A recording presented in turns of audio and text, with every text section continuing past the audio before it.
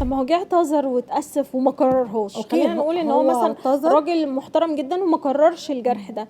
ليه الست بتفتكرها؟ واحنا على فكرة كلنا كده، واللي بيشوفوني كستات برضو عارفين الحتة دي. ايوه لا عشان احنا عندنا لستة بقى، بالذات للازواج يعني ما شاء الله احنا بنحبهم قوي.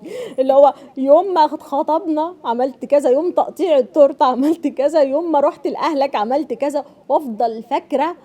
ليه؟ يعني ليه؟ ليه عشان نبص هي كده ليه؟ اوكي، عشان هي اصلا يعني هي اصلا حد مجروح، وهو جه اتك على الجرح اللي عندها اوريدي. هي مش قادره تنسى، هي اصلا يعني هو واخدها متألمه اساسا. هي واخدها موجوعه يعني اساسا. الموضوع مش فيه، الموضوع فينا. لا هو، ما هو جه اتك على الجرح. على فكره انت عارفه الهدف من العلاقات ايه؟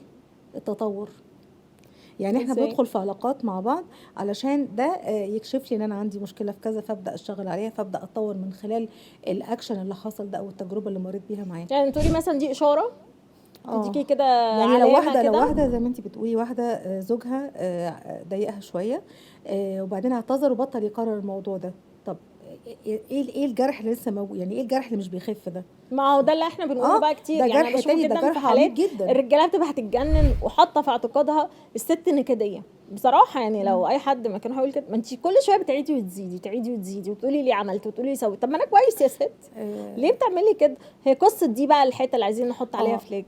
ايوه، المسامحه ما بتبقاش ان انا اقول ايه خلاص عفى الله عما سلف وانسى. لا طبعا لازم ادخل جوه واشوف هو الجرح ده، هو فين الجرح ده، وحصل لي امتى، وانا ساعتها حسيت بمشاعر عامله ازاي. بصي هقول لك على حاجه. لما بنيجي يعني مع حد بنطبق المسامحه، بيبقى الموضوع مش حاجه واحده. يعني مش مثلا ايه، انا مثلا زوجي مثلا احرجني قدام حد، لا ده انا هو ازاي يعمل كده، ازاي انا يحصل لي كده، الايجو بقى. الانا تمام بتاعت الواحد. اه ازاي بالذات، يعني اكتر حاجه مؤلمه هو ازاي ده يحصل منه